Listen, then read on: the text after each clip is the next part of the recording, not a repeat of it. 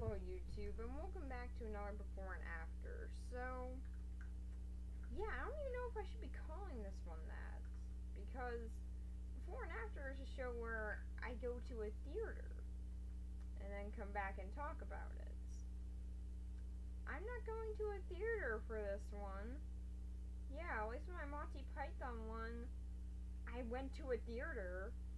This time, I'm not. I'm not even going out of my town. Like, out of my common town area. I'm just going up to Cartersville. So, yeah. Such a difficult journey, I know. Oh, and also, this one's gonna be free. Yep. Again, not sure if this counts. But I'm gonna go see this one at the library. Yep, the best place to watch movies. Actually, it's a pretty fun place. Yeah, I really do enjoy going to the library, so the library that I go to, sometimes it throws movie events and stuff in the theater room. Yeah, they have a theater room. That's how cool the library is, folks. But, yeah, it has a theater room, so sometimes they throw movies on in there. And, yeah, I usually go to it. It's pretty fun, so... Yeah, seeing as I go to the library a lot anyway, I just got 3 books and 1 DVD from it 2 days ago, and I'm already finished. I might have an obsession with reading, but pretty much, okay, yeah, I'm gonna go see it at the library, got that out of the way, not sure if this even counts as a before and after, but screw it, I'm gonna count it. I'm gonna go see a movie I haven't seen on a big screen. On a medium screen in a theater room. I'm gonna count it. So, yeah, okay. So, we're gonna actually talk about this movie now. I honestly have no idea what this thing's gonna be like. From the trailer that I just watched, it looks like a superhero movie set in Egypt. Yeah, that's kind of all I can get from this. And seeing as the director has directed a superhero movie, The Crow, okay, well, more anti-hero movie, is that what it's gonna be like? It kind of seems like it. Really, this movie seems like that. I honestly have no idea what to get from this, outside of, it looks like a superhero movie set in Egypt. But then I saw something like this. So, yeah, am I gonna go see a superhero movie about the gods of Egypt and a revenge story, or am I gonna go just see Dune? I'm very confused here. I'm sorry, I have to take care of my dog right now. So, yeah, that'll be annoying. But, yeah, pretty much I just gotta hold her down. But pretty much, I honestly have no idea what to make out of this movie. This one's a very short before part, mainly because I have no idea what I'm in for with this. The trailer doesn't really explain that much, and it looks meh. What else is there to say about it, really? It's just like, it looks fine, I guess. I don't know. Nothing else really to add to this. It just looks okay. I honestly have no idea what else to say.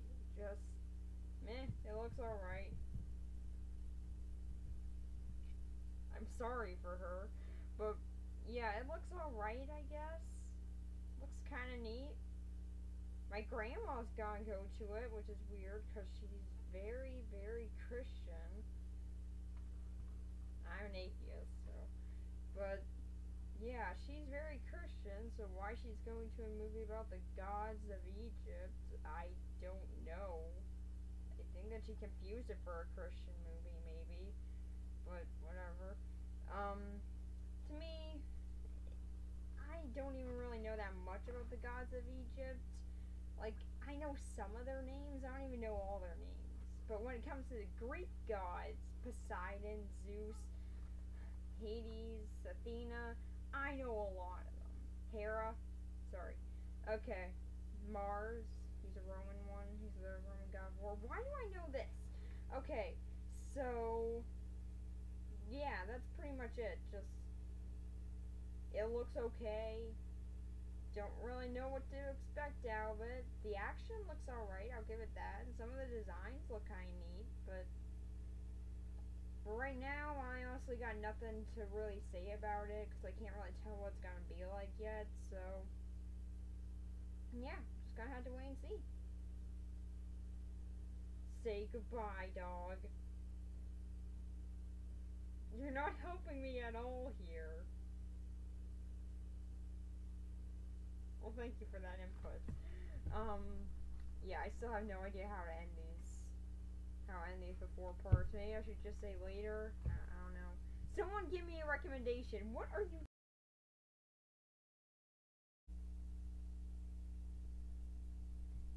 What? Okay, so the basics of this movie.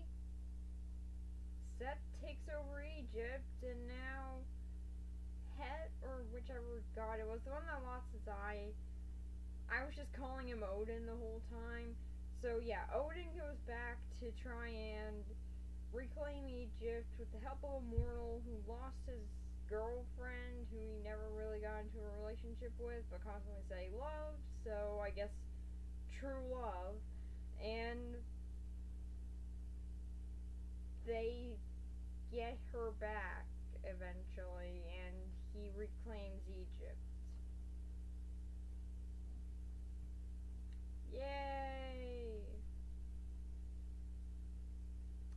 I seriously want an explanation. What did I just watch? Really? I want an answer. I really want an answer here. I have no idea what I just watched. They integrate so many subplots that kind of lets you forget about the main focus of the movie. For one part, you add in something about Sen, his wife, and they have a rivalry, and she's apparently leading a revolution here. That's her whole story arc, yet they spend like 5 minutes on it. There's something with Odin and Elektra. Yeah, she was played by Elektra, so hey, that's kind of cool. Sorry I didn't bring that up in the trailer thing. She never really shows up in the trailers, except for a moment where you can't clearly make her out, so yeah, I just forgot to mention that Elektra's in this movie. And yeah, she plays it fine. Nothing else really to add to that. She just plays it alright. So, I will try and give this movie some positives outside of just like all these multiple storylines they have. Like, again, stuff with Sen and his ex-wife. I would kind of want to see more of, or at least a little bit more development on it, outside of them just saying, "Hey, she's your ex-wife, and now she's leading a revolution. You're gonna go kill her? Yep, okay." Like, really, that's all the backstory that we get about these two, and it seems like their whole entire relationship was more interesting than anything else in this movie. Like, really, they did seem to have sort of a connection with the two actors. They were really playing off each other pretty well, and I would have wanted to see more of that. Also, Odin and Elektra, they love each other when he leaves, then when he comes back, they hate each other. I have no idea where that's gonna go. Oh, they get back together? Whoop-de-doo! Surprise! Really? Why am I supposed to be getting there? Like, was I supposed to be shocked that they get back together? Like, hold back. Like, stay back, guys. They get back together. I know, it's shocking. And the stuff with Beck, yeah, the main character is named Beck. I got quite a few flashbacks to Tron Uprising while watching this movie. But, yeah, the main character's name is Beck, and he apparently becomes wiser later. We don't get to see that, but apparently he does. I guess something made him become wiser. Maybe it was his girlfriend, who I don't remember the name of. Really, my reaction to her death was, oh no, not her. Who was she again? She was someone important, right? Right? Who was she? Really, that was my whole entire reaction to her death. I'm not even sugarcoating that. That was my reaction in the theater room. Yeah, again, theater room. I wasn't actually in a theater, but I'm still counting it. So, yeah, there are a lot of subplots onto this thing. Every subplot in it feels like they're trying to get you more invested, but most of them just feel like you really know what's coming. Especially with the Elektra and Odin and Beck and Odin story arc. Like, what's going on with Beck and Odin? Odin says he'll bring back what's her name, and he just says okay, even though you just told me that you can't bring her back. I wonder what's gonna happen. Oh, we can't bring her back. Shocking. Really, I'm blown away. Really, this goes on for a major time in the movie. It goes on for like a half an hour that they keep on saying, oh yeah, he can bring her back, he can bring her back. He's not gonna bring her back. He can bring her back. And the whole entire time I was just sitting there just like, just tell him already. Just end this. I don't care. Get back onto the cool stuff. And yeah, there are still some pretty cool moments. Like, Set in this movie, I did actually find him to be a pretty good character. And he actually had motivation. I know, a villain in a movie nowadays having good motivation. And actually, are we sure that Set wasn't like the anti-hero in this movie? Because it really does feel like that's what he was. Like, what's he trying to do? Why did he become a villain? Because he was banished out to the desert on his own for being born, I guess, while his brother was given riches and made king. And what was his brother's big noble act that he had to do? He had to give his crown to someone else. His son. Who, yeah, I'm pretty sure would still help him out and would still give him a pretty nice life, but, you know, that was a major thing, giving his crown to someone else. So, what's Set's big task? Well, after being out in the desert for years, he somehow built a huge army. That's a major achievement. How did he do that? How did he build a huge army alone in the desert? Did he just stumble upon like a bunch of people that were just like, hey, you're a god, cool, can we work for you? Yeah, okay, be my army, alright. Like, how did he get these guys? I don't know. Where did he get them? So, yeah, he built an army all by himself, and that's a major accomplishment, but the movie completely overlooks it because he's the villain, you must hate him. And I don't. I really don't. But what is the big reward that he gets in the end of all this? He gets to take his father's place.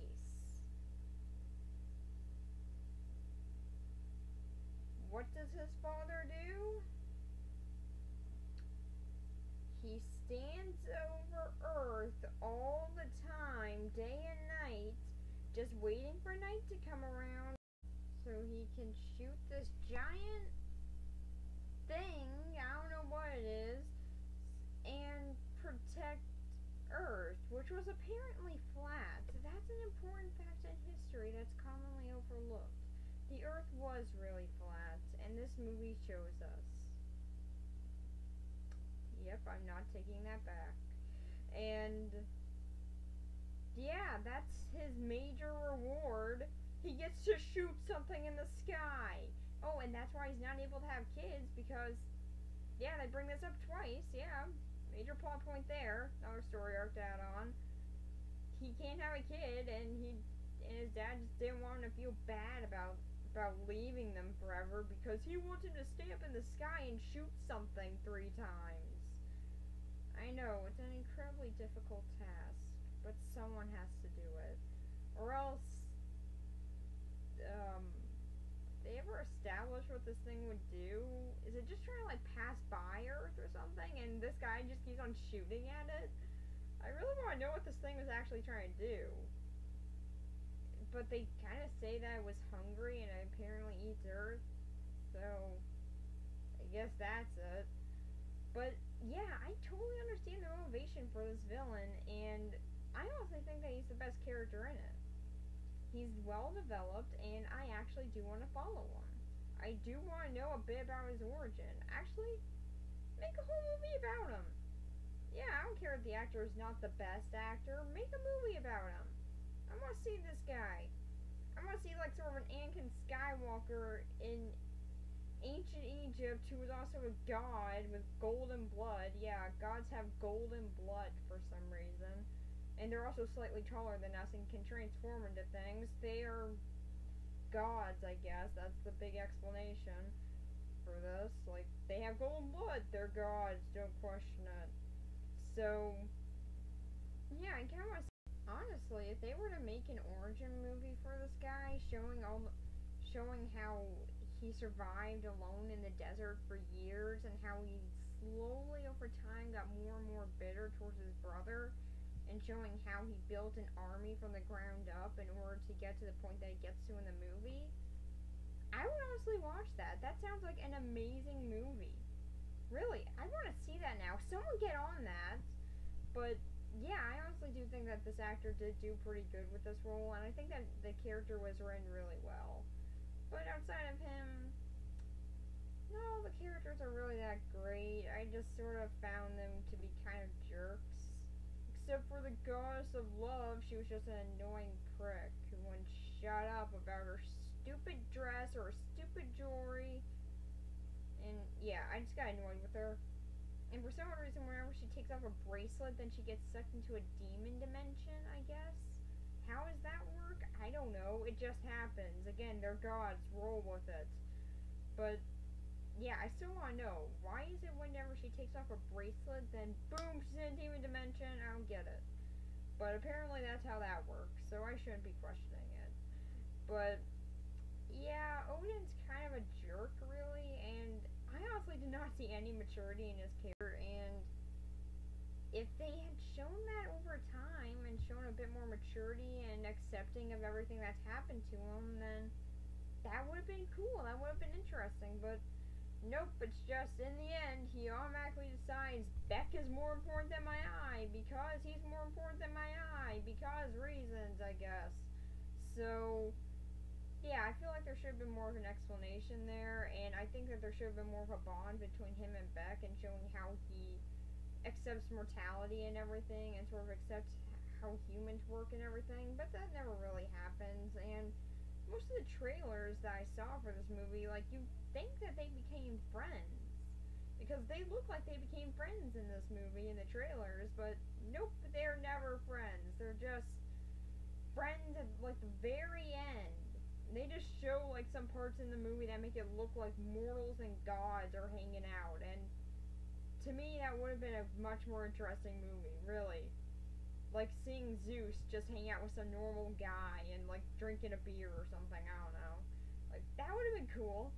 But nope, we don't get any of that because that would kind of be the waste. That would be a true waste in this movie. They don't need a god drinking beer. Even though they had that in this movie, but they didn't show it on camera. Unfortunately. But I just sort of thought that the movie was meh.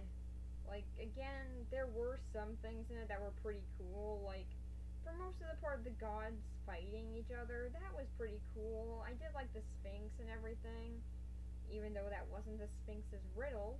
His riddle was normally what has 4 hands in the beginning of its life, what has 4 feet in the beginning, 2 feet in the middle, and 3 feet in the end. You guys try and answer that riddle. I already know the answer, so yeah, I honestly knew that answer right when I heard it, but yeah, that was pretty much the riddle in this movie. Wasn't the right one. But just a minor little thing. Even though he never asked any other riddles according to historical documents. Oh yeah, they also said that long before history there was Egypt. Yeah, Egypt did have documented history. Look at the pictures on the walls. Those are documents of their history. You idiots. Also, they just treated cats like pets, even though they were treated as, like, protectors back then. my cat over there isn't a protector. Betray me, cat. Betray me. But, yeah, they did get some historical things wrong. I know, shocking. But another amazing thing, my grandma stayed for the whole entire movie.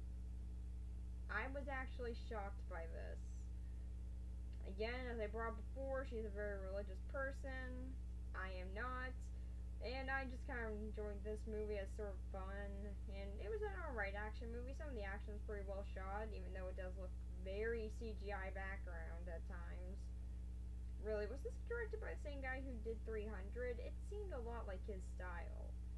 But, I don't know. Maybe it was him. Maybe not. I didn't look into that.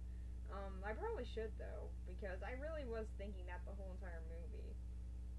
But my grandma amazingly said that this movie was not Bible accurate.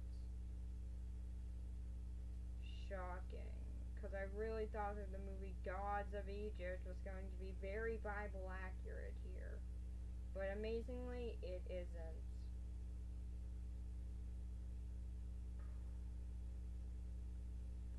So, yeah, I thought that some of the things in this were cool, and I do think that overall it did have a nice idea to it, and yeah, like I said before, some of the aspects are very creative, and the set pieces do look very nice. But I still think that it needed a better execution in order to actually be a good movie, and it never really got that to me. To me, the whole entire time, I was just waiting for it to get better. Some of the stuff did work, like Set for the main part. He was by far the best part of the movie to me, but outside of him, I never really got that invested. Also, I didn't go to the theater that I thought I was going to. This is very important information. Like, I mean, I didn't go to the same library that I normally go to that has movies. Apparently, I went up to the one in Rockmart, and this is what that library looked like.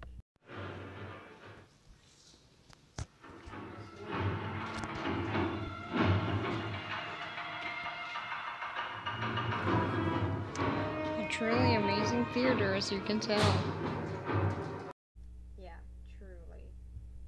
So that was our amazing theater room.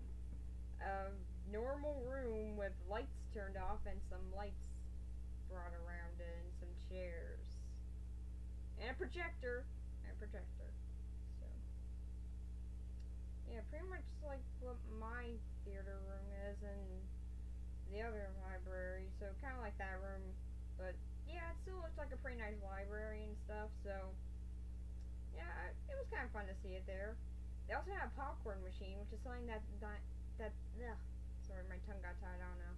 But that the other library that I go to does not have. So, yeah, the library that I usually go to is probably more superior to me because I like that one a lot. And I've gone there ever since I was like 2, but this one was still fine. Zootopia is going to be playing there on Saturday. I can't see it, so don't ask me to. I haven't seen the movie yet, but don't ask me to. So, yeah, that's pretty much it on my amazing coverage of a free screening at the library of Gods of Egypt. If you got anything that you thought would be interesting from this, then go watch it. If you didn't, don't. Really, this movie's just kind of like, if you want to go see it, go ahead. You might find something fun. There are some pretty cool effects, and there are some pretty interesting ideas and character that you do want to follow. And if you don't want to see it, then there are plenty of reasons to as well. There are tons of story arcs on top of each other that just make you lose focus of the main story of the movie, which I do think that could have been more focused on, and I do see how this movie could have been a better film, but I still feel like there are some cool things in it, and there are some really good effects that do make it still kind of memorable. Like, the way they made Earth look flat was beautiful. The way they did that was awesome, and I seriously love how they did that. It sort of reminded me of the RLS Legacy from Treasure Planet. Like, it's both awesome and elegant in the way they designed everything, and I think that's pretty much the best way to sum up the effects in this movie. Elegant and awesome. So, yeah, even though you can clearly tell they're CG and some of the parts are kind of weird, again, Dune, really very Dune inspired hunters in this movie. But I do still think there are some things that are worth watching in it. But there are still definitely a lot of reasons to ignore it and just sort of like wait for it on DVD or on TV or something.